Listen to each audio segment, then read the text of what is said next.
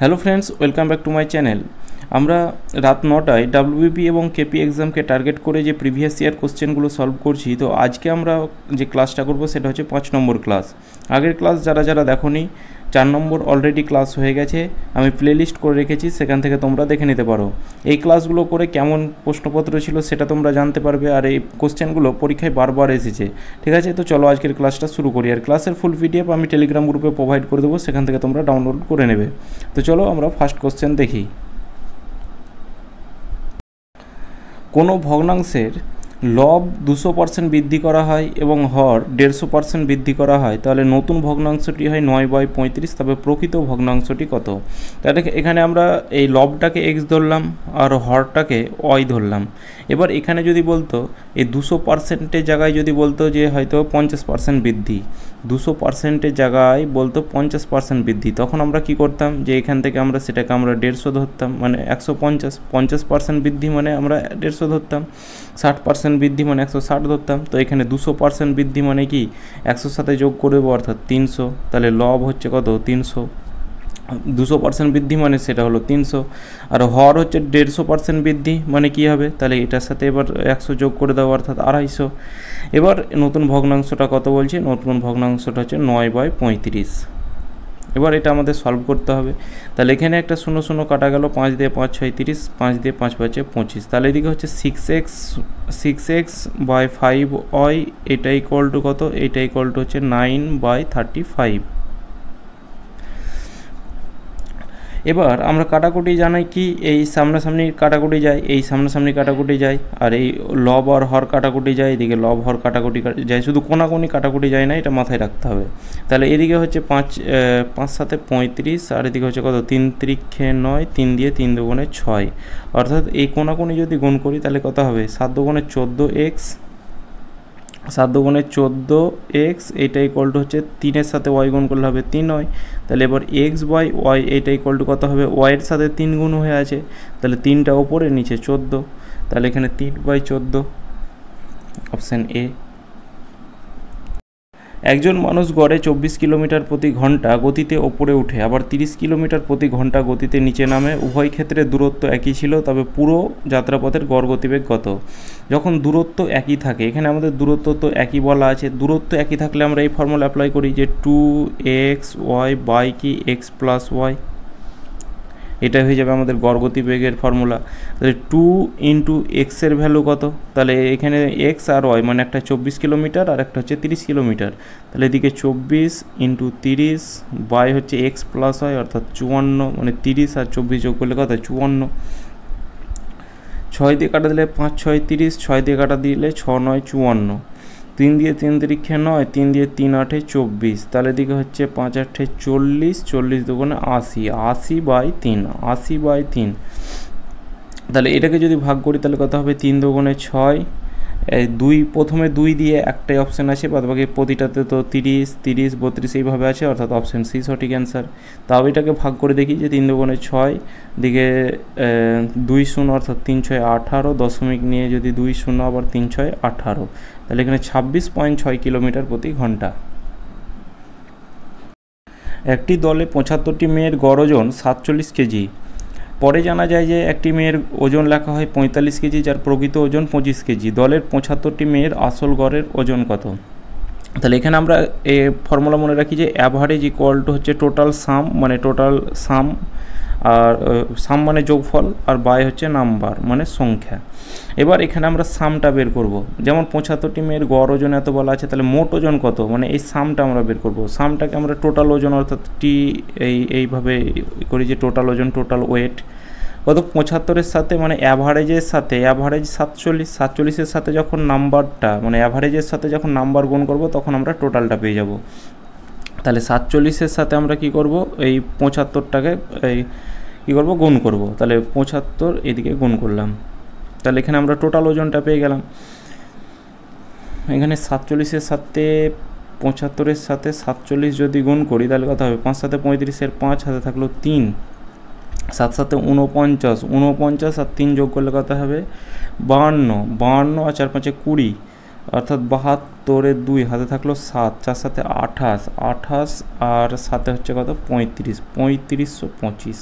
তাহলে মোট ওজন অর্থাৎ টোটাল ওজন হচ্ছে কত 3525। এবার এখানে তার প্রকৃত ওজনটা প্রথমে এইভাবে লেখো যে প্রকৃত ওজন হচ্ছে তার কত 25 কেজি, সে লিখেছে ভুল করে কত 45 কেজি। তাহলে কত সে বেশি লিখেছে, তাহলে এখানে আমরা দেখছি সে 20 কেজি বেশি লিখেছে, ঠিক আছে। তাহলে 20 কেজি যখন বেশি লিখেছে, সঠিক উত্তর বের করতে গেলে 20 কেজি কম করতে হবে। সঠিক উত্তর বের করতে গেলে কি করতে হবে, এখানে 20 কেজি বেশি লিখেছে, তাহলে 20 কেজি কম করতে হবে আসল গড় বের করতে গেলে। তাহলে এখানে আমরা 20 কেজিটাকে মাইনাস করব। তাহলে এদিকে হচ্ছে 5 0 3505। এবার এই 75টি মেয়ের আসল গড়টা বের করো। তাহলে অ্যাভারেজ ইকুয়ালটা আমরা জানলাম সাম বাই নাম্বার, সাম মানে টোটাল ওয়েট, টোটাল ওয়েট সঠিকটা হচ্ছে কত 3505, আর তলায় কত হবে 75, 5 15 75, 5 দিয়ে 5 7 35, এদিকে 0 নামলো 701।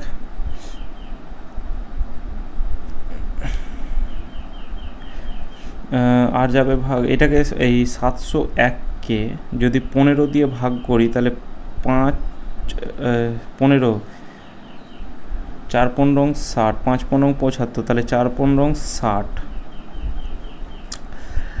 আর এদিকে হচ্ছে 10 101 নামলো, তাহলে 6 15 90, 7 15 105, তাহলে 6 15 90, তাহলে এদিকে হচ্ছে 90 46 পয়েন্ট কিছু একটা সামথিং আছে, ও দুটো অপশানে 46 পয়েন্ট সামথিং আছে। তাহলে দশমিক নিয়ে এবার এদিকে কত হচ্ছে 6 15 90, এদিকে হচ্ছে কত 11, আর দশমিক নিয়ে একটা শূন্য নিলাম, তাহলে এখানে 7 15 105, তাহলে এখানে 46.7 কোন অপশানে আছে, অপশান এ হয়ে যাবে সঠিক অ্যান্সার। 550 জন পুরুষের একটি ত্রাণ শিবিরে 28 দিনের জন্য খাবার মজুদ ছিল, যদি ওই ত্রাণ শিবিরে আরও 150 জন যোগ দেয় তবে ওই সমপরিমাণ খাদ্য কতদিন চলবে। তাহলে এখানে 500, এখানে আমরা এই ফর্মুলা অ্যাপ্লাই করব যে M1 D1 T1 by W1 এটা equal to M2 D2 T2 by W2। এই অঙ্কগুলো আমি 4টা সেট করলাম এর আগে, 4টা সেটেই কিন্তু এই ধরনের কোশ্চেন ছিল। তাহলে 550 জন পুরুষের একটা টান ছিল, তাহলে এখানে আমাদের পুরুষ ম্যানের সংখ্যা দেওয়া আছে, তাহলে 550 এটা লিখলাম। তারপর দিন কত দেওয়া আছে 28 দিন বলা আছে, এখানে আমাদের আর কিছু দেওয়া নেই, আমরা কিছু আর লিখবো না। এবার আরও 150 জন যোগ হলো, 550 জন ছিল 150 জন যোগ হলো মানে কত, ওদিকে 600 700 জন হলো, আর সেটা কত দিন চলবে সেটাকে আমরা ধরলাম ডি দিন চলবে। তাহলে এদিকে 0 0 কাটা গেল, 5 14 70, 5 দিয়ে 5 11 55, 14 দুগুণে 28, অর্থাৎ দিন ইকুয়াল টু কত হবে 11 দুগুণে 22 দিন চলবে। একটি তাঁতযন্ত্র প্রতি সেকেন্ডে 0.128 মিটার কাপড় বনে 25 মিটার কাপড় বুনতে তাঁতযন্ত্রটির কত সেকেন্ড সময় লাগবে। শুধুমাত্র মিটার থাকে আমাদের দূরত্বর ক্ষেত্রে, আর সেকেন্ড পার মিটার এটা থাকে আমাদের স্পিডের ক্ষেত্রে। তাহলে এখানে আমাদের দূরত্ব দেওয়া আছে আর স্পিড দেওয়া আছে, তাহলে টাইম বের করতে পারবো। টাইম ইকুয়াল টু কি দূরত্ব বাই গতিবেগ, তাহলে দূরত্ব হচ্ছে 25 আর গতিবেগ কত 0.128, তাহলে 128 দশমিকটাকে উঠাতে গেলে ওপরে দশমিকের পর 3টে সংখ্যা আছে, তাহলে এখানে 1-এর পর 3টে শূন্য দিয়ে ভাগ করে দেবো, তাহলে এখানে এটা হলো। এবার এটাকে আমাদের কাটাকুটি করতে হবে। 4 দিয়ে যদি কাটা দিই, 4 25 100 অর্থাৎ 250, 4 দিয়ে কাটা দিলে 3 4 12, 4 দুগুণে 8, 2 দিয়ে কাটা দিলে হবে 125, 2 দিয়ে কাটা দিলে হবে 16। তাহলে এই 25টা যদি এটার সাথে গুণ করি, তাহলে এটাকে একটু ভেঙে নিই 5 × 5 করে, তাহলে এদিকে এই 125-এর সাথে 5 গুণ করলে কত হবে 500, 5 25 125, 625, 625-এর সাথে এবার আমরা 5 গুণ করব। তাহলে 5 5 25-এর 5, 5 5 25-এর 5 হাতে থাকলো 2, 5 2 10, 2 12, 2 হাতে থাকলো 1, 5 6 30, আর একে হচ্ছে 31। এটাকে কি করব আমরা এই 16 দিয়ে ভাগ করব। তাহলে 16 দুগুণে 32 বেশি হয়ে যাচ্ছে, তাহলে 16কে 16 হবে, এদিকে 5 15 আর উপর থেকে 2 নামলো, এদিকে হবে 9 1 9 90 আর 6 9 144। তাহলে এই 1 9 দিয়েই একটাই অপশান আছে, এই যে প্রথমেই 1 আর 9, অপশান বি সঠিক অ্যান্সার। এখানে আমরা আর ভাগ করলাম না। দুটি প্রার্থীর মধ্যে একটি নির্বাচনের 75% ভোটার ভোট দিয়েছেন, যার মধ্যে 2% ভোট অবৈধ, 2% পয়েন্ট আছে কি না, 0.2% মানে 2% ভোট অবৈধ ঘোষণা করেছিল। একজন প্রার্থী 9261 ভোট পেয়েছেন, যা মোট বৈধ ভোটের 75%। তবে মোট ভোটারের সংখ্যা নির্ণয় করুন। তাহলে এই মোট দুজন প্রার্থী আছে 75% ভোট দিয়েছেন, 75% ভোট দিয়েছেন, তাহলে দেননি কত 25%। পার্সেন্ট সবসময় আমাদের 100তে থাকে। 75% ভোট দিয়েছেন, তাহলে 25% নিশ্চয়ই ভোট দেননি। এই 75%-এর আবার 2% অবৈধ, তাহলে বৈধ ভোট কত হবে? তাহলে এই আমরা অবৈধটা আর ধরবো না, তাহলে এখানে 2% যদি অবৈধ হয়, তাহলে এখানে বৈধ হবে 98%। তাহলে 75% উঠে তলায় 100 হয়, এইটার আমাদের বৈধ ভোট কত হবে? 98%, অর্থাৎ 98/100। বৈধ ভোটের আবার 75% ভোট, তাহলে বৈধ ভোটের আবার 75% ভোট, মানে এইগুলো তো আমাদের সবই বৈধ ভোট। অবৈধ ভোট হচ্ছে 2%, আমি অবৈধ ভোটটা আর লিখলাম না। এই অবৈধ যদি 2% হয়, তাহলে বৈধ হবে 98%। তাহলে এই 75/100 এটার হচ্ছে বৈধ ভোট হচ্ছে 98/100। এই বৈধ ভোটের আবার 75%, তাহলে এই বৈধ ভোটের আবার 75% মানে হচ্ছে 75/100। এই ভোটটাই হচ্ছে আমাদের কত? 9261। এটা ইকুয়াল টু 9261। তাহলে এখানে আমরা 1 ইউনিটের মানটা বের করে নাও, তাহলে অ্যান্সার চলে আসবে। তাহলে 25 দিয়ে কাটা দিলে কত হবে? 3, 25 দিয়ে কাটা দিলে 4, এটাও হবে 3, এটাও হবে 4, এদিকে হবে 2 দুগুণে দিয়ে 4 দুগুণে 8, 9 দুগুণে 18, 2 দিয়ে হবে কত? 50। তাহলে এদিকে হচ্ছে কত? 9 2 6 1। এবার 3/4, এটা উল্টে গেলে এদিকে হবে 4/3, এদিকে হবে কত? 50/49, আর এদিকে হবে কত? 4/3।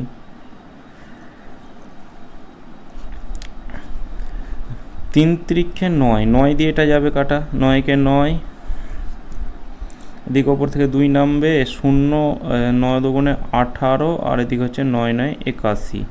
7 দিয়ে কাটা দাও, 7 7 49, 7 দিয়ে এটা কাটা দাও, 7 একে 7, 4 7 28, 7 7 49, 7 দিয়ে কাটা যাবে 21, 21 × 4 × 4 × 50। তাহলে এখানে কত হবে? 4 5 20, 200, এদিকে 800। তাহলে 21-এর সাথে আমাদের কি করতে হবে? 800 গুণ করে দিতে হবে। তাহলে এদিকে দুটো শূন্য, এদিকে 8, 8 দুগুণে 16, 16,800। একটি আয়তকার প্লটের দৈর্ঘ্য প্রস্থের অনুপাত 6:5। যদি প্রস্থ দৈর্ঘ্যের তুলনায় 34 মিটার কম হয়, তবে আয়তকার প্লটটির পরিসীমা কত? তাহলে এখানে দৈর্ঘ্য অর্থাৎ লেন্থ আর ব্রেথ আমাদের বলা আছে কত? 6:5। তাহলে একটাকে আমরা 6x ধরলাম, আর একটাকে 5x ধরলাম। এবার এখানে বলা আছে এই প্রস্থ দৈর্ঘ্যের তুলনায়, আর এখানে আমরা দেখছি প্রস্থ দৈর্ঘ্যের তুলনায় কত? এই x কম, যে 6x থেকে 5x বাদ দিলে x পড়ে থাকে, ঠিক আছে? তাহলে x কম, আর এই x এর ভ্যালুই কত বলা আছে? 34। তাহলে x এর ভ্যালুই কত? 34। তাহলে এখানে আমাদের কি বলা আছে? পরিসীমা বের করতে হবে। তাহলে পরিসীমার ফর্মুলা কি হবে? আয়তকার, মানে আয়তকার প্লেট বলা আছে, মানে আয়তক্ষেত্রের পরিসীমার ফর্মুলা কি? 2 ব্র্যাকেটে দৈর্ঘ্য প্লাস প্রস্থ। এখানে ক্ষেত্রফল বের করতে গেলে কি করতাম? যে এরিয়া ইকুয়াল টু কী হবে? দৈর্ঘ্য গুণ তো প্রস্থ। আর পরিসীমা হচ্ছে 2 ব্র্যাকেটে দৈর্ঘ্য প্লাস প্রস্থ, আর এখানে আরেকটা কি থাকে? ডায়াগোনাল। ডায়াগোনাল হচ্ছে রুট দৈর্ঘ্য স্কোয়ার প্লাস প্রস্থ স্কোয়ার। তাহলে 2 দৈর্ঘ্য প্লাস প্রস্থ অর্থাৎ 6x প্লাস 5x। প্রথমে আমি এই x বের করে নিলাম, যে এখানে 6x এর মান একবার বের করবো, 5x এর মান করবো, এরকম করবো না। প্রথমে আমি এই 6 আর 5 যোগ করে নেবো। তাহলে এখানে 6x আর 5x যোগ করলে কথা হবে 11x। তাহলে এখানে গণিত 11x। এবার x এর ভ্যালুটা কত? 34, এটাকে গুণ করে দাও, তাহলে অ্যান্সার চলে আসবে। তাহলে দিকে 4 দুগুণে 8, 68 গণিত 11। তাহলে 11 যদি গুণ করি, তাহলে দিকে 8, 8 6 14 4, এদিকে হচ্ছে 748 মিটার, 748 মিটার। এটা হয়ে যাবে আমাদের পরিসীমা। কিছু পরিমাণ মূলধন 4 বছরে দ্বিগুণ হয়, কত বছরে? সুদে মূল্যে 8 গুণ হবে। এই অঙ্কটাও এই প্রিভিয়াস ইয়ারের কোশ্চেনগুলোতে অনেকবার করালাম, ওই জন্য প্রিভিয়াস ইয়ার কোশ্চেনগুলো সলভ করতে হবে, কারণ এই ধরনের কোশ্চেনগুলো যে বারবার টাইপ পড়ছে, তাহলে একবার যদি তুমি প্র্যাকটিস করে নাও তাহলে তারপরেরগুলো তোমাদের আর প্র্যাকটিস করতে হবে না। ওই জন্য প্রিভিয়াস ইয়ার কোশ্চেনগুলো খুব ইম্পর্টেন্ট সলভ করা। কেমন মানে কী ধরনের কোশ্চেনগুলো আসে সেগুলো তোমরা বুঝতে পারবে। তাহলে প্রথমে দ্বিগুণ হচ্ছে কি, কোনো একটা মূলধন, তাহলে এখানে প্রিন্সিপালটা সেটা দ্বিগুণ হয়ে যাচ্ছে, অর্থাৎ 2p হয়ে গেল। 2p হয়ে গেল মানে কি, সেটা হয়ে গেল আমাদের অ্যামাউন্ট। তাহলে এখান থেকে ইন্টারেস্ট কত হবে, তাহলে ইন্টারেস্ট হবে সুদ আসল থেকে, অর্থাৎ অ্যামাউন্ট থেকে এই আসলটা যদি মাইনাস করি তবেই সেটা হবে আমাদের ইন্টারেস্ট। তাহলে 2p থেকে p মাইনাস করলে সেটা হবে p। এবার এখানে দেখো যে এখানে আমরা এই ইন্টারেস্ট পেলাম, আসল পেলাম, টাইম পেলাম, তাহলে কি পাইনি? রেট পাইনি। তাহলে রেটটা বের করে নাও। তাহলে রেট ইকুয়াল টু কি, 100 ইন্টু ইন্টারেস্ট। ইন্টারেস্ট কত? ইন্টারেস্ট হচ্ছে পি। নিচে কি, নিচে প্রিন্সিপাল ইন্টু হচ্ছে টাইম, টাইম হচ্ছে 4 বছর। তাহলে এই পি কাটা গেল, 4 দিয়ে কাটা দিলে 25। তাহলে রেট কত? 25%। রেট যদি 25% হলো, এবার এই রেটে এটা কতগুলো 8 গুণ হবে। তাহলে এখানে আমি আর এইটা বোঝাচ্ছি না, পিটা হয়ে গেল এবার 8p। তাহলে ইন্টারেস্ট কত হবে? এই একটার মতোই যে এই 2p থেকে p মাইনাস করলাম, তেমনি 8p থেকে p মাইনাস করবো, অর্থাৎ 7p। তাহলে এখানে এবার আমাদের টাইম বের করতে হবে। তাহলে টাইম ইকুয়াল টু কি, টাইম ইকুয়াল টু হচ্ছে 100 ইন্টু ইন্টারেস্ট। ইন্টারেস্ট হচ্ছে কত? 7p। নিচে কি প্রিন্সিপাল, প্রিন্সিপাল p ইন্টু হচ্ছে রেট, রেট পেয়েছি কত? 25%। এপি কাটা গেল, 25 দিয়ে কাটা গেল 4, তাহলে 4 সাথে 28। তাহলে টাইমটা হচ্ছে কত? 28 বছর। একজন ব্যক্তি 9.50 টাকা কেজি দরের 35 কেজি চাল কিনলেন। 10.50 টাকা কেজি দরের 30 কেজি চাল কিনেছেন। তিনি 2 প্রকার চাল মিশ্রিত করেছেন এবং এই মিশ্রিত চাল প্রতি কেজি প্রায় কত দামে বিক্রি করলে মোটের ওপর 35% লাভ হবে? অঙ্কটা একটু বুঝে করতে হবে। যেমন দেখুন 9.50 টাকা কেজি দরের চাল, মানে 1 কেজির দাম এত টাকা। তাহলে এখানে 35 কেজি চালের দাম কত টাকায় কিনেছে সেটা আমরা বের করব। তাহলে এদিকে হচ্ছে ক্রয় মূল্য। তাহলে 1 কেজির দাম হচ্ছে 9.50 টাকা। তাহলে 9.50 টাকা 1 কেজির দাম। তাহলে এখানে 35 কেজির দাম কত হবে? তাহলে ইন্টু 35, এটাকে গুণ করলে কত হবে? 332.5। এরকম কিছু একটা সামথিং নাম্বার আসবে। এবার আরেকটা, এটা হচ্ছে CP1, আর আরেকটা কিনেছে কত? দ্বিতীয় প্রকার চালটা 10.50 টাকা কেজি দরের চাল 30 কেজি কিনেছে। মানে এই 10.50 টাকা কেজি দরের, মানে 1 কেজির দাম হচ্ছে 10.50 টাকা। তাহলে 30 কেজির দাম কত হবে? তাহলে 10.50 গণিত 30। তাহলে এটাকে গুণ করলে কথা হবে 3 5 15, 3 একে 3, আর দশমিকের দুটো শূন্য আছে, মানে 315।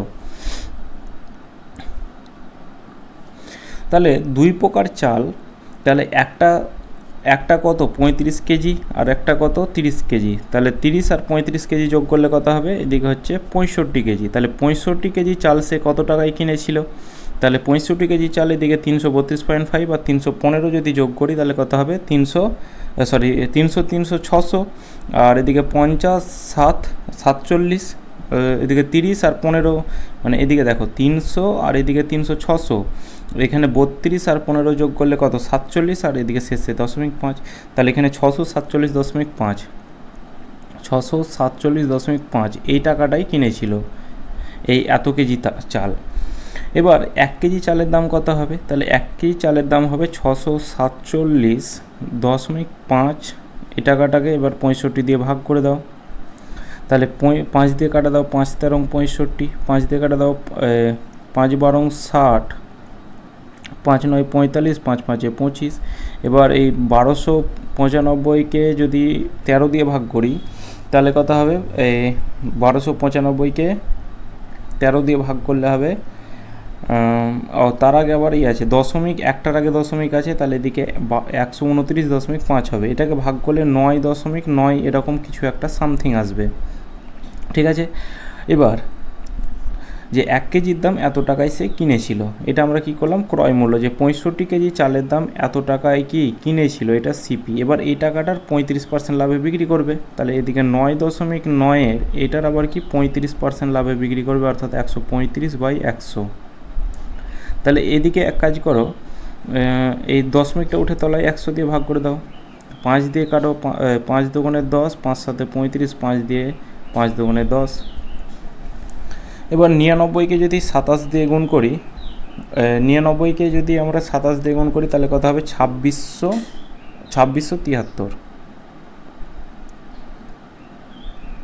2673, আর তলায় কত 200। এটাকে আবার যদি ভাগ করি তাহলে কত হবে, এটাকে যদি ভাগ করি তাহলে এখানে আমাদের এই 13 পয়েন্ট কিছু একটা সামথিং নাম্বার আসবে, ঠিক আছে, যে 13 পয়েন্ট সামথিং আসবে, অর্থাৎ অপশান বি যেটাই অপশান সঠিক অ্যান্সার। আমি এই গুণগুলোকে করে রেখেছি, নাহলে অনেকটা টাইম লেন্দি ভিডিও হয়ে যাবে তার জন্য।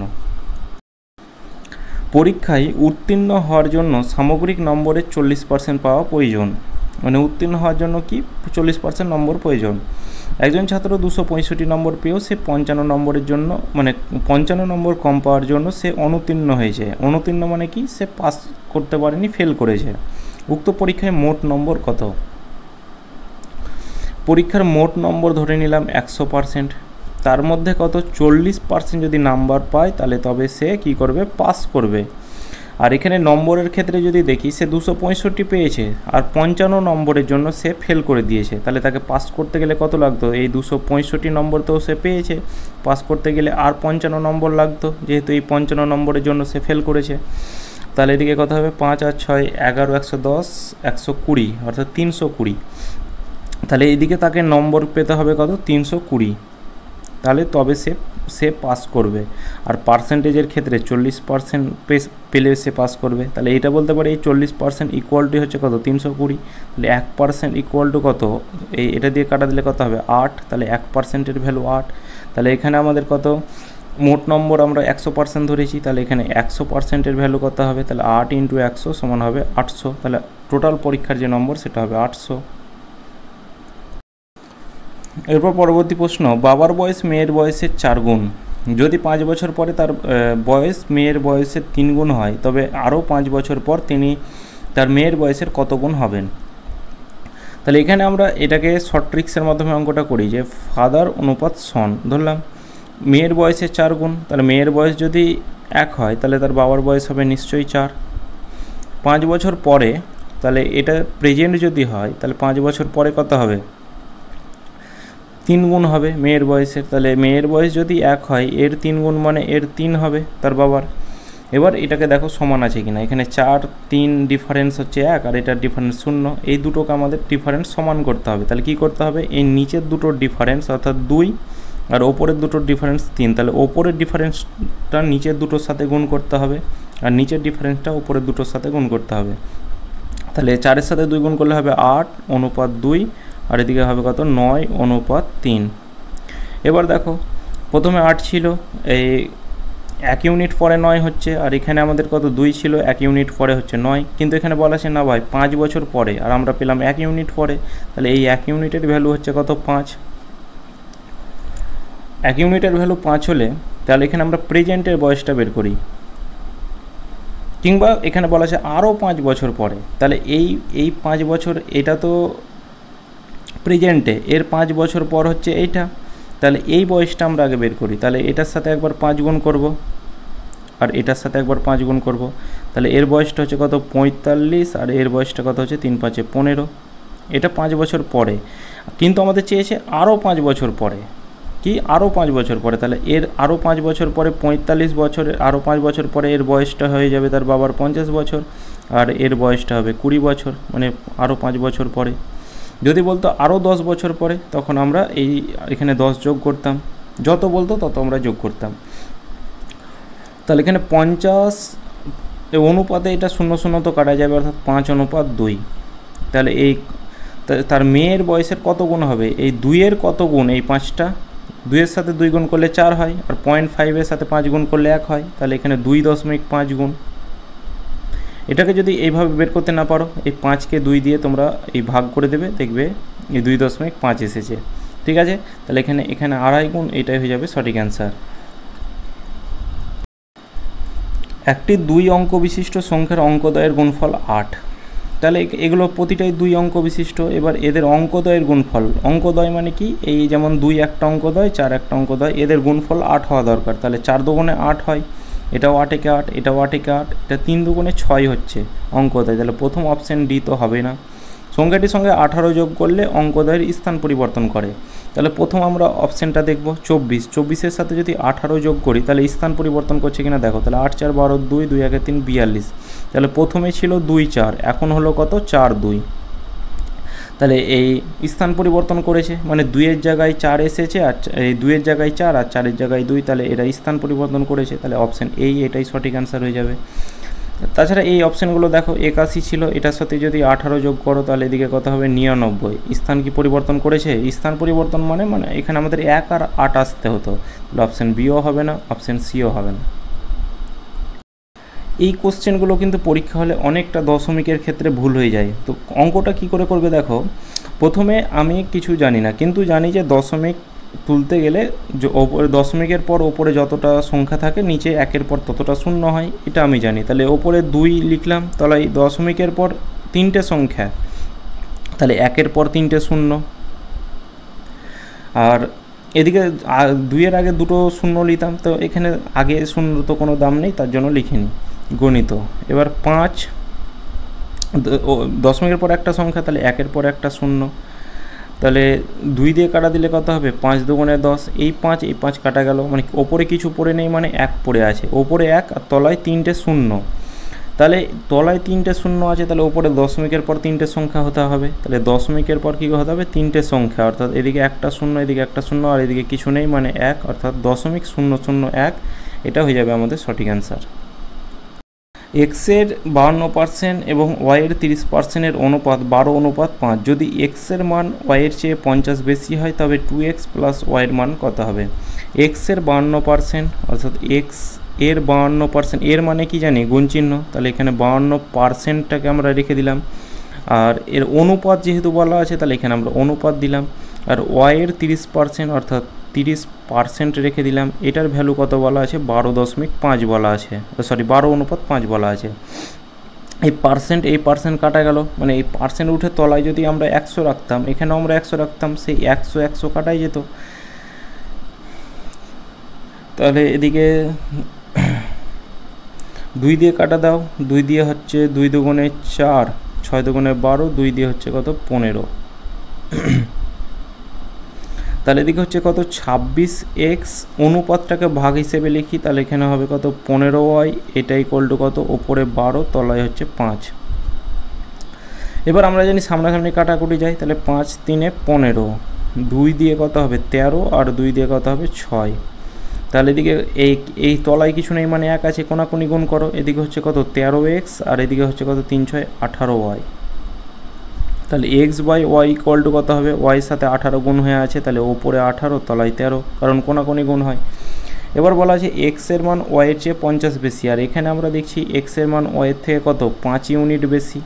আমরা এখানে দেখতে পাচ্ছি 5 ইউনিট বেশি, কিন্তু এখানে বলা আছে 50। তাহলে এই 5 ইউনিটের ভ্যালু হচ্ছে কত 50, 1 ইউনিটের ভ্যালু কত 10।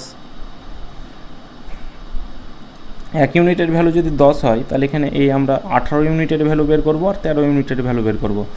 তাহলে 18 ইউনিটের ভ্যালু কত হবে, এদিকে এই 18 ইউনিটের ভ্যালু, অর্থাৎ 1 ইউনিটের ভ্যালু 10, তাহলে 18 ইউনিটের ভ্যালু হচ্ছে 18 গুণিত 10, আর এদিকে 13 ইউনিটের ভ্যালু হবে 13 গুণিত 10। তাহলে এক্সের ভ্যালু এটা আর ওয়াইয়ের ভ্যালু এটা।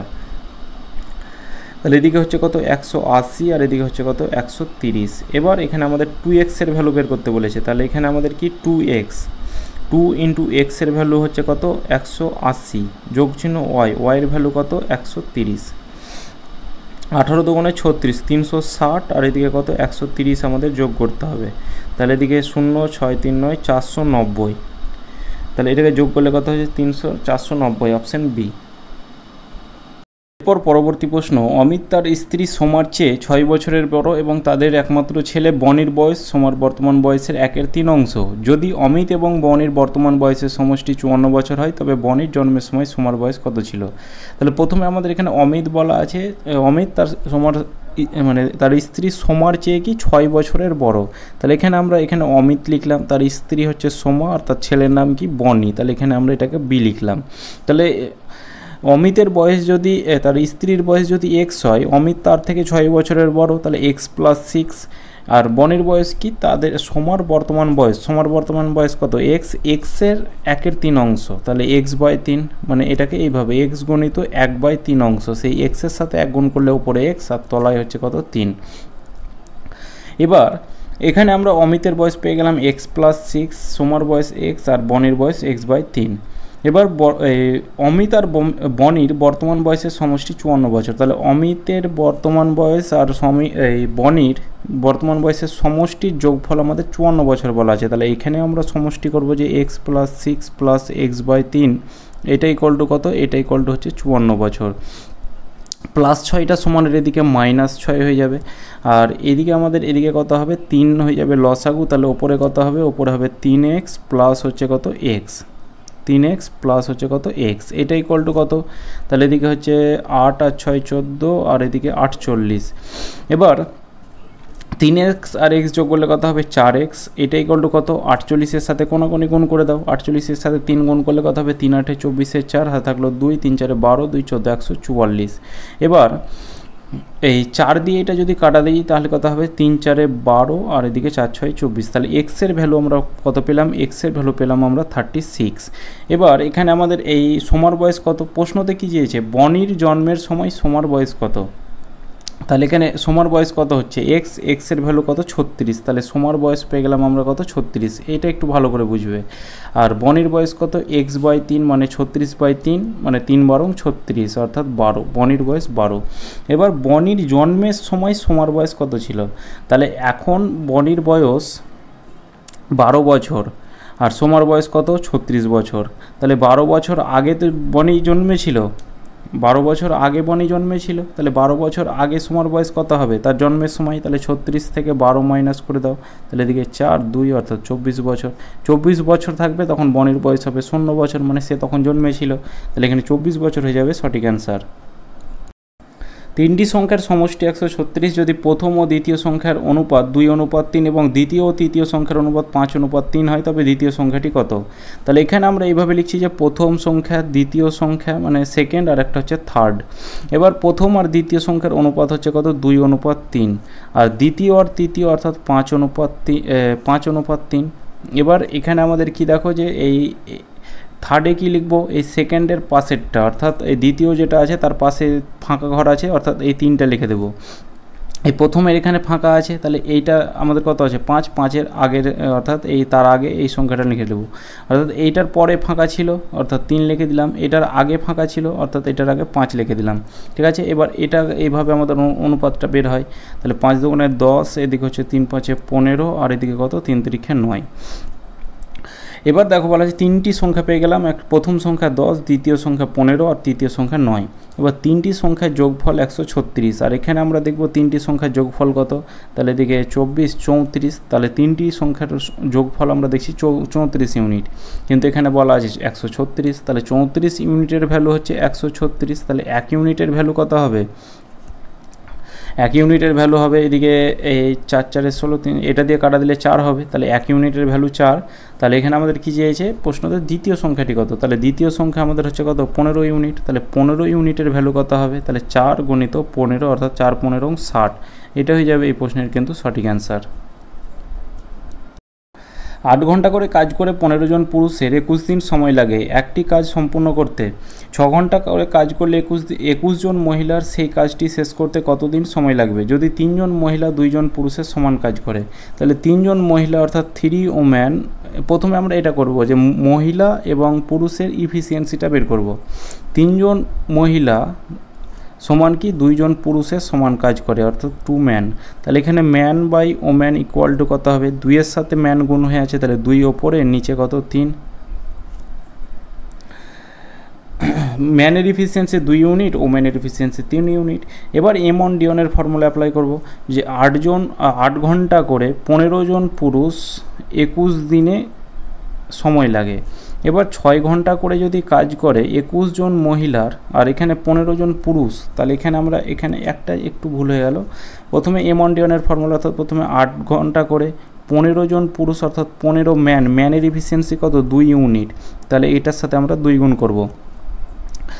আর এইভাবেও যদি বুঝতে না পারো তাহলে এইটাকে আমি ভালোভাবেই করাই যে এমন্ডিয়নের ফর্মুলা জানো, তাহলে 8 ঘন্টা করে 15 জন পুরুষ অর্থাৎ ম্যান লিখলাম, 21 দিন সময় লাগে, এটা ইকুয়াল টু কত 6 ঘন্টা করে 21 জন ওম্যান সেই কাজটি শেষ করতে কতদিন সময় লাগবে, দিন আমাদের চেয়েছে অর্থাৎ দিয়ে দিলাম, এইভাবে এটা করলাম। এবার এখানে আমরা কি করব, ম্যানের এফিসিয়েন্সি 2, সুতরাং এখানে আমরা 15কে 2 দিয়ে গুণ করব। এখানে ম্যানের এফিসিয়েন্সি ওম্যানের এফিসিয়েন্সি কত 3, তাহলে এখানে আমরা 3 দিয়ে গুণ করব। তাহলে 8 গণিত 15 গণিত 3, এটা আমরা পুরোপুরি গুণ করব না কারণ কাটাকুটি করতে হবে। তাহলে 6 গণিত 21 গণিত ওম্যান কত, ওম্যান হচ্ছে 3 গণিত হচ্ছে দিন। তাহলে এই 21 কাটা গেল, এই 3 কাটা গেল, 3 দিয়ে কাটা দিলে 2, 3 দিয়ে কাটা দিলে 5, 2 দিয়ে কাটা দিলে 4, তাহলে দিন ইকুয়াল টু কত 4 5 20 দিন, তাহলে 20 দিন কিন্তু সময় লাগবে। ঘন্টায় 36 কিলোমিটার বেগে 100 মিটার দীর্ঘ একটি ট্রেন একটি টেলিগ্রাফ পোস্টকে কত সেকেন্ডে অতিক্রম করবে। তাহলে এখানে আমাদের কি চেয়েছে, টাইম চেয়েছে। তাহলে টাইম ইকুয়াল টু কি, টাইম ইকুয়াল টু হচ্ছে দূরত্ব বাই কি গতিবেগ। তাহলে দূরত্ব এখানে কত আমাদের বলা আছে 100 মিটার আছে, প্রশ্নতেও আমাদের সেকেন্ডে চেয়েছে, তাহলে ওপরে আমরা 100 মিটার রেখে দিলাম, কিন্তু এইটা আমাদের কি আছে কিলোমিটার প্রতি ঘন্টাতে আছে। তাহলে বাই স্পিড এই 36 কিলোমিটার প্রতি ঘন্টা, এটাকে মিটার পার সেকেন্ড আনতে গেলে 5/18 দিয়ে আমাদের গুণ করে দিতে হয়। তাহলে 18 দুগুণে 36, 5 দুগুণে 10, 10-এর একটা শূন্য কাটা গেল, সমান হচ্ছে কত 10 সেকেন্ড। এটা হয়ে যাবে আমাদের কিন্তু সঠিক অ্যান্সার। এ একটি কাজ 12 দিনে করতে পারে, এ এবং বি একটি কাজ একসঙ্গে করলে তাদের সময় লাগে 8 দিন। যদি একা বি কাজটি করতে চায় তাহলে কত দিন সময় লাগবে। তাহলে এ একটা কাজ কত দিন সময় লাগে 12 দিনে, আর এ প্লাস বি মিলে যদি কাজ করে তবে কত দিন সময় লাগে 8 দিন। এবার টোটাল কাজের ইফিসিয়েন্সি কত, 12 আর 8-এর এলসিএম অর্থাৎ 24 ইউনিট। 24 ইউনিট হলে এর ইফিসিয়েন্সি কত হবে, 12 দুগুণে 24, 2 ইউনিট, আর এদের দুজনে 3 8-এ 24। এবার দেখো এ যদি 2 ইউনিট কাজ করে তাহলে বি কত ইউনিট কাজ করবে, নিশ্চয়ই 1 ইউনিট কাজ করবে, তবেই তো আমাদের এখানে 3 ইউনিট হবে। তাহলে বি এর ইফিসিয়েন্সি পেয়ে গেলাম আমরা 1 ইউনিট। তাহলে 1 ইউনিট করে এই 24 ইউনিটের কাজটা কত দিন সময় লাগবে, 24 দিন সময় লাগবে। 2 অঙ্ক বিশিষ্ট একটি সংখ্যার অঙ্কদ্বয়ের সমষ্টি 12 এবং পার্থক্য 6 হলে অঙ্ক বিশিষ্ট সংখ্যাটি কত। এটাকে অপশন ধরেও করা যায়, বেসিকভাবেও করা যায়। তো এখানে আমি অপশন ধরে দেখি যে 2 অঙ্কদ্বয়, অঙ্ক মানে কি এই 7 একটা অঙ্ক 5 একটা অঙ্ক, এবার এদের সমষ্টি অর্থাৎ যোগফল 12 বলছে। তাহলে 7 আর 5 যোগ করলে 12 হয়, 9 আর 3 যোগ করলে 12 হয়, 8 আর 4 12, আর 6 আর 0 যোগ করলে কিন্তু 12 হয় না, তাহলে অপশান সি হলো না। এদের পার্থক্য 4 হবে, মানে অঙ্কদ্বয় দুটোর পার্থক্য। 7 আর 5-এর পার্থক্য কত 2 হয়, মানে 7 থেকে 5 মাইনাস করলে 2 হয়, কিন্তু আমাদের পার্থক্য 6 হতে হবে, তাহলে অপশান এ তো হবে না। 9 আর 3-এর ডিফারেন্স কত 6, পার্থক্য হচ্ছে 6, এটাই অপশান হয়ে যাবে। 4 আর 8-এর পার্থক্য কত 4, অপশান ডি হবে না, তাহলে 93 সঠিক অ্যান্সার। আর এটার বেসিক হচ্ছে দুটো সংখ্যা, একটাকে এক্স ধরে নাও আর একটাকে ওয়াই ধরো, এদের যোগফল বলা আছে কত, যোগফল বলা আছে 12, আর পার্থক্য অর্থাৎ বিয়োগফল বলা আছে কত 6 বলা আছে।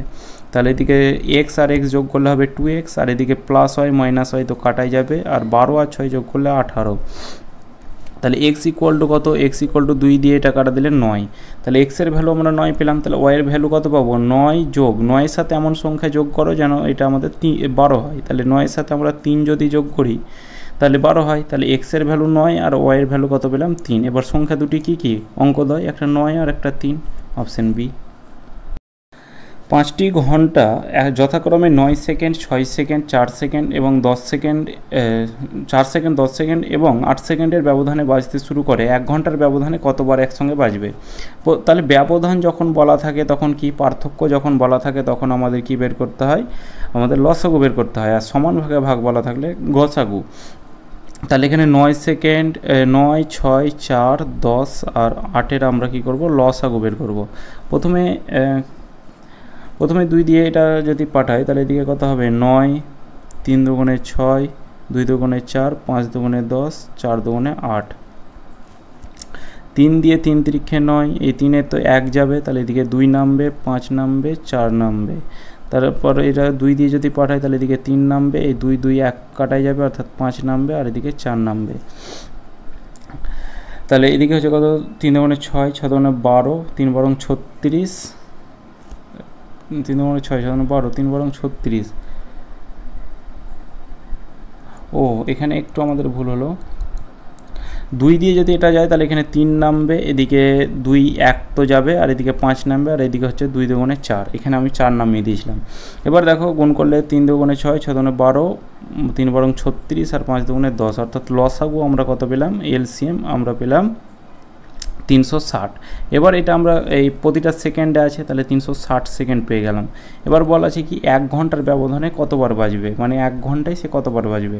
এইটা আমরা সেকেন্ড পেলাম, আর 1 ঘন্টা সমান কত সেকেন্ড সেটা আগে বের করো, যে 1 আওয়ার সমান হচ্ছে কত, 3600 সেকেন্ড। তাহলে এবার 3600 সেকেন্ডকে এবার কি করো, এই 360 দিয়ে ভাগ করে দাও, তাহলে এখানে 360 দিয়ে ভাগ করে দাও, মানে এটা আমাদের এরকম হবে যে 1 ঘন্টার ব্যবধানে অর্থাৎ 3600 সেকেন্ড, এটা ইকুয়াল টু হচ্ছে 360 সেকেন্ড, কতবার ঘুরবে, n বার ঘুরবে। এবার এটা সেই n ইকুয়াল টু কত হবে, তলায় 360 চলে আসবে। এটাকে কাটাকুটি করলে কত হবে, তাহলে এদিকে একটা শূন্য কাটা গেল, 36 দিয়ে 1 শূন্য, অর্থাৎ এই কতবার ঘুরবে, 10 বার ঘুরবে। অপশান ডি সঠিক অ্যান্সার। সচিন তেন্ডুলকরের 11 ইনিংসের একটি নির্দিষ্ট রান রয়েছে, 12তম ইনিংসে তিনি 120 রান করেছেন, তার গড় রান 5 বৃদ্ধি পেয়েছে, তাহলে নতুন গড় কত। তাহলে 11তম ইনিংসের গড় রানটা আমরা ধরে নিলাম যে 11তম যে ইনিংসের যে গড় রান অ্যাভারেজ রান সেটা ধরে নিলাম এক্স, তাহলে টোটাল রান কত হবে, তাহলে টোটাল রান যখন অ্যাভারেজের সাথে নাম্বার গুণ করে দিই তখন আমরা টোটাল পেয়ে যাই, তাহলে 11x হবে। এবার কি তিনি 12তম ইনিংসে 120 রান করেছে, তাহলে এখানে আমরা এই টোটাল রান 11x, এবার এর সাথে তিনি 120 রান করেছে, তাহলে এটা কি হলো, 12তম ইনিংস হয়ে গেল। এটা ইকুয়াল টু, এবার গড় রান কি হলো, 5 রান বৃদ্ধি পেল, গড় রান 5 বৃদ্ধি পেল, তাহলে আগে গড় রান ছিল কত, x, এখন হলো কত, x প্লাস 5। এটা কি, এটা আমাদের 12তম ইনিংসেই তো বৃদ্ধিটা পেয়েছে। তাহলে এখানে সংখ্যার সাথে যখন অ্যাভারেজ গুণ করে দিই, এইটা আমাদের অ্যাভারেজ আর এটা হচ্ছে আমাদের নাম্বার, তাহলে অ্যাভারেজের সাথে যদি নাম্বার গুণ করে দিই তবে আমরা পেয়ে যাব টোটাল। তাহলে এটাও টোটাল পেলাম, এটাও টোটাল পেলাম, মানে এটাও 12তম ইনিংসের টোটাল রান, এটাও হচ্ছে 12তম ইনিংসের টোটাল রান। এটাকে সলভ করো, তাহলে এদিকে হচ্ছে কত, 11x প্লাস কত 120, এটা ইকুয়াল টু হচ্ছে কত, 12x প্লাস 5 বারং 60। এই 120 আছে এদিকে, প্লাস 60টা এদিকে মাইনাস 60 করে দিলাম, এদিকে হচ্ছে 12x প্লাস 11xটা এদিকে এলে মাইনাস 11x, তাহলে 12x থেকে 11x মাইনাস করলে একটা x, আর 120 থেকে 60 মাইনাস করলে 60, তাহলে x এর ভ্যালু 60 পেলাম। এটা কি পেলাম, 11তম ইনিংসের আমরা গড় রান পেলাম 60। এখানে আমাদের কি চেয়েছে, 12তম ইনিংসে মানে নতুন গড় চেয়েছে, তাহলে 12তম ইনিংসে তার 5 বৃদ্ধি পেয়েছে, তাহলে আগে ছিল 60 এখন 5 বৃদ্ধি পেয়েছে, মানে 65 হয়ে যাবে কি সঠিক অ্যান্সার। যে নতুন যে গড় সেটা হচ্ছে কত, 65। মোটর গাড়ির চাকা 440 মিটার চলতে 1000 বার ঘুরতে হয়, চাকার ব্যাস কত, তাহলে এখানে আমরা কি এই 440 মিটার চলতে তাকে 1000 বার ঘুরতে হয়, তাহলে এটাকে একটু ঘুরিয়ে লিখি যে 1000 বার চলতে তার কত সময়, মানে তার দূরত্ব কত যায়, 440 মিটার সে দূরত্ব যায়, তাহলে একবার ঘুরতে তার কতটা যাবে, তাহলে 440 বাই হচ্ছে কত 1000 মিটার এই পথটা যাবে, মানে 44/100 এই পথটা যাবে একবার যখন ঘুরছে। তাহলে এই চাকা যখন এইভাবে একবার ঘুরলো, যখন এইভাবে একবার ঘুরলো মানে সে তার পরিধি ঘুরলো, আর পরিধির ফর্মুলা হচ্ছে 2πr, তাহলে 2πr এটা ইকুয়াল টু কত, 44/100। এবার এখানে আমাদের কি, এখানে আমাদের ব্যাস বের করতে চেয়েছে, তাহলে ব্যাস আমরা কি জানি, ব্যাসার্ধ হচ্ছে r, ব্যাসের অর্ধেক হয় ব্যাসার্ধ, তাহলে এখানে ব্যাস নিশ্চয়ই 2r হবে, এর অর্ধেক হচ্ছে কি ব্যাসার্ধ, তাহলে এখানে আমাদের 2r এর মানটা বের করতে হবে। তাহলে এখানে 2r r তো আছেই, শুধুমাত্র পাই মানে কি 22/7, এটাকে নিয়েই আমরা কাজটা করব। তাহলে 2rটা রেখেই দিলাম, তাহলে 44/100 এটা রাখলাম, আর এদিকে পাই মানে কি 22/7 সমানের এদিকে গেলে কি হবে 7/22। এটাকে যদি কাটাকুটি করি তাহলে কত হবে, 2 দিয়ে 44, 22 দুগুণে 44, তাহলে ওপরে হচ্ছে কত 14, তলায় কত 100, ওপরে 14 তলায় 100, নিচে দুটো শূন্য, ওপরে 2 ঘর, আগে দশমিক যাবে, তাহলে 0.14, এটা হয়ে যাবে কিন্তু সঠিক অ্যান্সার। 6টি ঘন্টা একসাথে বাজা শুরু করে এবং যথাক্রমে 2, 4, 6, 8, 10 এবং 12 সেকেন্ডের ব্যবধানে বাজে। এই ধরনের কোশ্চেন একটা করলাম, ব্যবধান মানে কি আমাদের লসাগু বের করতে হবে, তাহলে 2, 4, 6, 8, 10 এর লসাগু হয় 120। 120, কারণ এই 120 2 দ্বারাও ভাগ যায়, 4 দ্বারাও, 6 দ্বারাও, 8 দ্বারাও, 10 দ্বারাও, 12 দ্বারাও, তাহলে 120 হবে লসাগু। এটা কি সেকেন্ডে আছে, তাহলে 120 সেকেন্ড। এবার 30 মিনিটের ব্যবধানে, তাহলে 30 মিনিট সমান কত, 30 মিনিট সমান কত সেকেন্ড আগে বের করো, যে 1 মিনিট সমান হচ্ছে কত 60 সেকেন্ড। তাহলে 30 মিনিট সমান কত, তাহলে 30 ইন্টু 60 অর্থাৎ 3 6 1800 সেকেন্ড। এবার এর আগেই আমরা এইরকম একটা অঙ্ক করলাম, তাহলে 18 সেকেন্ড মানে কতবার যখন কতবার ঘুরবে, এটা আমাদের এখানে আগেরটা ছিল কতবার ঘুরবে, এটা কতবার বাজবে, তাহলে এরকম যে 1800 সেকেন্ড আর এদিকে 120 সেকেন্ড, এটা ইকুয়াল টু লিখবো, আর n বার বাজবে, তাহলে গণিত n, তাহলে এটা দিয়ে এটা আমাদের ভাগ গুণ হয়ে আছে, এদিকে গেলে ভাগ হবে, তাহলে তলায় 120টা চলে আসবে। তাহলে এদিকে একটা 0 0 কাটা গেল, 12কে 12, 5 12 60 অর্থাৎ 15, তাহলে n ইকুয়াল টু কত পেলাম 15, অর্থাৎ কত 15 বার কিন্তু ঘুরবে বাজবে। একটি আয়তকার ক্ষেত্র ও একটি বর্গক্ষেত্রের ক্ষেত্রফলের পার্থক্য 35 সেন্টিমিটার হয় যদি আয়তক্ষেত্রের দৈর্ঘ্য এবং প্রস্থ বর্গক্ষেত্রের বাহুর তুলনায় যথাক্রমে 50% বেশি 10% কম, তাহলে আয়তক্ষেত্রটির ক্ষেত্রফল কত। অঙ্কটা আমাদের একটু বুঝে বুঝে করতে হবে। বলা যায় আয়তক্ষেত্রটির দৈর্ঘ্য এবং প্রস্থ বর্গক্ষেত্রটির বাহুর তুলনায় এত % বেশি এত % কম। তাহলে একদিকে লিখলাম রেক্ট্যাঙ্গেল অর্থাৎ আয়তক্ষেত্র, আর একদিকে লিখলাম স্কোয়ার বর্গক্ষেত্র। তাহলে এই রেক্ট্যাঙ্গেলের ক্ষেত্রে কি হয়, দৈর্ঘ্য আর প্রস্থ হয়, আর এই স্কোয়ারের ক্ষেত্রে দৈর্ঘ্য প্রস্থ হয় না, দুটোই আমাদের বাহু হয়। এবার দৈর্ঘ্য প্রস্থ, এই আয়তক্ষেত্রের দৈর্ঘ্য প্রস্থ বর্গক্ষেত্রের বাহুর তুলনায় বলা আছে, তাহলে বর্গক্ষেত্রের প্রথম বাহুটাকেও 100 ধরলাম, এই বাহুটাকেও 100 ধরলাম। এর প্রথমে এবার কি, এর আয়তক্ষেত্রের দৈর্ঘ্যটা প্রথমে 50% বেশি বলা আছে, তাহলে এখানে এটা যদি 100 ধরি, এর 50% বেশি মানে দৈর্ঘ্যটা নিশ্চয়ই 150 হবে। আর এদিকে আবার 10% কম বলা আছে প্রস্থটা, তাহলে এই আরেকটা বাহুকে 10 ধরেছি, তাহলে এটার 10% কম মানে এটা নিশ্চয়ই 90 হবে। তাহলে এক কাজ করো, এই 0 0গুলো সব কেটে দাও। এবার বলা আছে কি আয়তক্ষেত্র আর বর্গক্ষেত্রের ক্ষেত্রফলের পার্থক্য হচ্ছে 35 সেন্টিমিটার। তাহলে এখানে আমাদের আয়তক্ষেত্রের ক্ষেত্রফল কত হচ্ছে, দৈর্ঘ্য গণিত প্রস্থ, ক্ষেত্রফল ইকুয়াল টু কি, যে L ইন্টু বি, দৈর্ঘ্য গণিত প্রস্থ, তাহলে 15 গণিত 9, তাহলে 9 15 135, তাহলে ক্ষেত্রফল আমাদের কত 135। আর এখানে কত 10 গণিত 10, এখানে বর্গক্ষেত্রের ক্ষেত্রফল বাহুর স্কোয়ার, তাহলে এখানে বাহুর স্কোয়ার মানে কি বাহু গণিত বাহু, তাহলে এখানে 10 গণিত 10, তাহলে এখানে আমাদের ক্ষেত্রফল হচ্ছে কত 100। এবার বলা আছে পার্থক্য 35 সেন্টিমিটার, তাহলে এখানে আমরা দেখি পার্থক্য আয়তক্ষেত্র আর বর্গক্ষেত্রের যে পার্থক্য, তাহলে এখানে এই 135 থেকে 100 মাইনাস করলে সেই 35ই হবে, তাহলে পার্থক্য পেয়ে গেলাম কত 35 সেন্টিমিটার। তাহলে এইগুলোই আমাদের মান হবে। তাহলে আয়তক্ষেত্রটির ক্ষেত্রফল কত, তাহলে আয়তক্ষেত্রটির ক্ষেত্রফল হচ্ছে 135। 135 কি আছে, প্রতিটা আমাদের সেমিতে আছে, তাহলে 135 বর্গ সেমি সঠিক অ্যান্সার। তো এটাই আমাদের শেষ কোশ্চেন ছিল। ক্লাসটা কেমন লাগলো অবশ্যই আমাকে কমেন্ট করে জানাবে। তো আজকের ক্লাস এতদূর পর্যন্ত যদি ভালো লাগে তো অবশ্যই লাইক কমেন্ট শেয়ার আর চ্যানেলটিকে সাবস্ক্রাইব করে রাখবে। চলো দেখা হচ্ছে নেক্সট ক্লাসে।